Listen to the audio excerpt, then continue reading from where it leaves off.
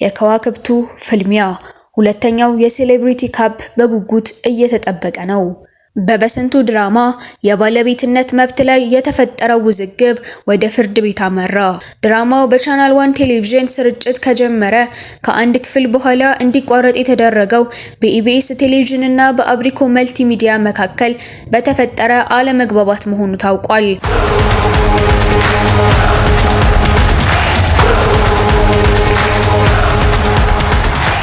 እንኳን ወደ ዝንቅ ዩቲዩብ ቻናል በሰላም መጣችሁ።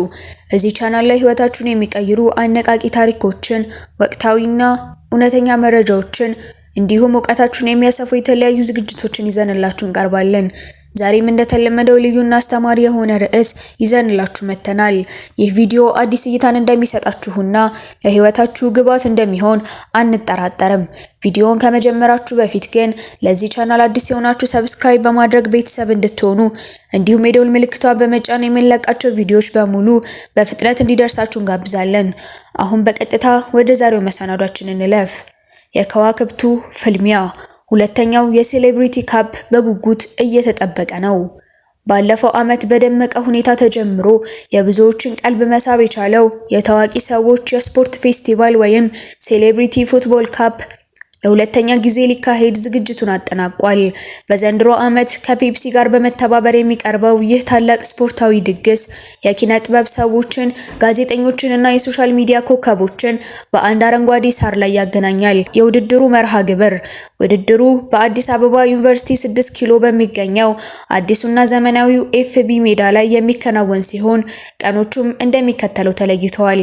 ሚያዝያ 22 ከቀኑ 8 ሰዓት ጀምሮ የማጣሪያ ጨዋታዎች ይደረጋሉ። በዚህም ጋዜጠኞች ከአርቲስቶች እንዲሁም ቲክቶከሮች ከድምፃውያን ጋር ብርቱ ፉክክር ያደርጋሉ። ሚያዝያ 25 ከቀኑ 8 ሰዓት ጀምሮ በጉጉት የሚጠበቀው የፍጻሜና የዋንጫ ጨዋታ ይካሄዳል። የአሸናፊነት ፉክክር ባለፈው ዓመት የዋንጫው ሻምፒዮን የነበሩት ጋዜጠኞች ዋንጫውን ላለማስረከብ ጥረት የሚያደርጉ ሲሆን፣ በሌላ በኩል አርቲስቶች፣ ድምፃውያን እና ቲክቶከሮች ደግሞ የዘንድሮን ዋንጫ የኛ ነው በሚል ለጠንካራ ፉክክር መዘጋጀታቸውን ገልጸዋል። ለበጎ አድራጎት የተሰናዳ መድረክ ይህ ውድድር ከመዝናኛነቱ ባለፈ ትልቅ የበጎ አድራጎት ዓላማን ያነገበ ነው። በውድድሩ አሸናፊ ለሚሆነው ቡድን የገንዘብ ሽልማት የሚበረከትለት ሲሆን ከትኬት ሽያጭ የሚሰበሰበው ገቢ ሙሉ በሙሉ ለበጎ አድራጎት ተግባራት እንዲውል ይደረጋል። ትኬቱ በቴሌ ብር ላይ የሚገኝ ሲሆን የኪነ ጥበብና የሶሻል ሚዲያ ኮከቦችን ጨዋታ ለመታደም ሚያዝያ 22 እና 25 በ6 ኪሎ ኤፍቢ ሜዳ ላይ እንገናኝ ተብሏል። በበስንቱ ድራማ የባለቤትነት መብት ላይ የተፈጠረው ውዝግብ ወደ ፍርድ ቤት አመራ። በኢትዮጵያ የቴሌቪዥን ተመልካቾች ዘንድ ከፍተኛ ተወዳጅነትን ያተረፈው በስንቱ የኮሜዲ ድራማ በባለቤትነት መብት ጥያቄ ምክንያት የፍርድ ቤት እግር ተጣለበት። ድራማው በቻናል 1 ቴሌቪዥን ስርጭት ከጀመረ ከአንድ ክፍል በኋላ እንዲቋረጥ የተደረገው በኢቢኤስ ቴሌቪዥን እና በአብሪኮ መልቲ ሚዲያ መካከል በተፈጠረ አለመግባባት መሆኑ ታውቋል።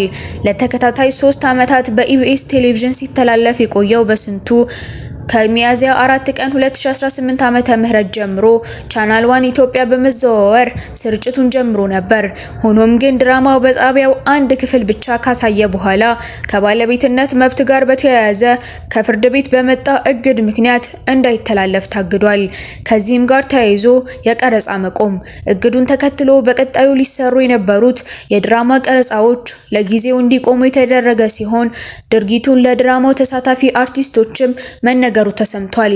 የመልስ ክስ በሌላ በኩል አብሪኮ መልቲ ሚዲያ በኢቢኤስ ቲቪ ላይ ክስ መመስረቱ ታውቋል። የፍርድ ቤት ቀጠሮ በከፍተኛው ፍርድ ቤት የልደታ ምድብ አንደኛ ችሎት የሁለቱም ወገኖች ክርክር ለመስማት ለግንቦት 20 ቀን 2018 ዓመተ ምህረት ተለዋጭ ቀጠሮ ሰጥቷል። የታዋቂው ድምፃዊ አስገኘው አሽኮ ወይም አስኬ ዴንዳሾ አነጋጋሪ ጽሑፍና ያስከተለው ከፍተኛ ተቃውሞ ታዋቂው ድምፃዊ አስጌ ዴንዳሾ በይፋዊ የማህበራዊ ሚዲያ ገጹ ላይ ያጋራው አዲስ ጽሑፍ ከፍተኛ አወዛጋቢነትን ፈጥሯል። አርቲስቱ በዚሁ ጽሑፉ የሴቶችን የማመዛዘንና የማመጣጠን አቅም ከገንዘብና ከአካላዊ ገጽታ ጋር በማቆራኘት የሴቶችን አእምሯዊ ብቃት ዝቅ የሚያደርግ አጠቃላይ ፍረጃ መጠቀሙ ተገልጿል። አነጋጋሪው ንግግር ድምፃዊው በገጹ ላይ ባሰፈረው መልእክት እንዲህ ብሏል። የሴት ልጅ አእምሮ ከጭንቅላት ቦታውን ስቶ ኪስ፣ መልክና በአካል ስር የተወሸቀ መቼም አያመዛዝንም። አንቺም ወርደን እንነጋገር። ይህ ንግግር ሴቶችን የማሰብና የማመጣጠን ተፈጥሯዊ አቅማቸውን ወደ ጎን በመተው በገንዘብና በአካላዊ ሁኔታቸው ብቻ የሚመዘኑ አድርጎ በማቅረቡ በብዙ የማህበራዊ ሚዲያ ተጠቃሚዎችና የሴቶች መብት ተሟጋቾች ዘንድ ከፍተኛ ተቃውሞ አስከትሏል።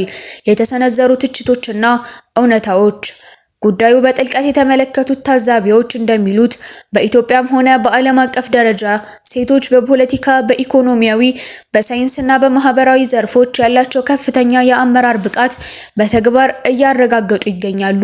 የኢትዮጵያ ሴቶች የሀገሪቱን ኢኮኖሚ በማንቀሳቀስ ማህበራዊ ቀውሶችን በመታገስና ቤተሰብን በማስተዳደር ረገድ የላቀ ድርሻ እየተወጡ መሆኑን ጠቅሷል።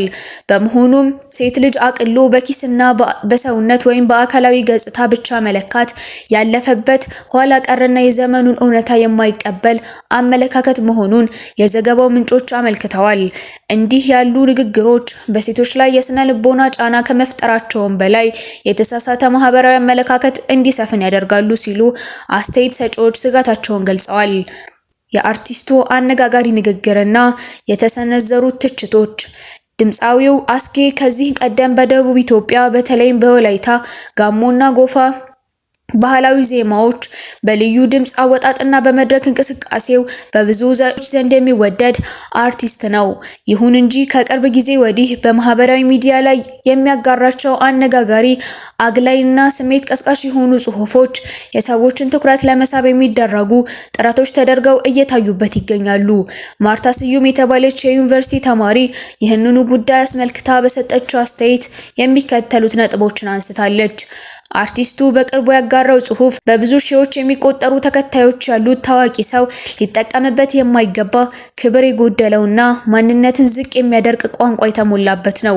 ጥቂት አስተያየት ሰጪዎች አርቲስቱን በመከላከል የጻፈው ጽሑፍ የዘመኑን ቁሳዊ ፍቅር ለመተቸት የቀረበ ነው ቢሉም አብዛኛው ማህበረሰብ ግን እንዲህ ያሉ ንግግሮች በህብረተሰቡ ውስጥ በሴቶች ላይ የሚደርሰውን የስነ ልቦና ጫና የሚያባብሱና የተሳሳተ አመለካከትን የሚሰርጹ ናቸው። በአጠቃላይ ታዋቂ ግለሰቦች በማህበራዊ ሚዲያ ላይ የሚጠቀሙባቸው ቃላትና የሚያስተላልፋቸው መልእክቶች በማህበረሰቡ ላይ በተለይም በሴቶች ክብር ላይ የሚያሳድሩት ተጽዕኖ ከፍተኛ መሆኑን ጥንቃቄ ሊደረግባቸው እንደሚገባ ማርታ አሳስባለች። ለዛሬ ያዘጋጀንላችሁ መረጃ ይህንን ይመስል ነበር። እስከ ፍጻሜው አብራችሁን ስለቆያችሁ ከልብ እናመሰግናለን። በዛሬው ቪዲዮ ላይ ያላችሁ ማንኛውንም አስተያየት ወይም ጥያቄ ከታች ባለው የኮሜንት መስጫ ሳጥን ላይ ብታጋሩን በደስታ እናነባለን። ቪዲዮ ጠቃሚ ሆኖ ካገኛችሁት ላይክ ማድረጋችሁን አትርሱ። እንዲሁም ለወዳጅ ዘመዶቻችሁ እንዲደርስ ሼር አድርጉት። የእናንተ ድጋፍ ለኛ ትልቅ ብርታት ነው። በሚቀጥለው ቪዲዮ በሌላ ድንቅ ርዕስ እስክንገናኝ ድረስ ሰላምና ጤና ለእናንተ እየተመኘን በዚህ እንሰናበታለን። ዝንቅ ሁሌም ለእናንተ አዲስና ጠቃሚ መረጃ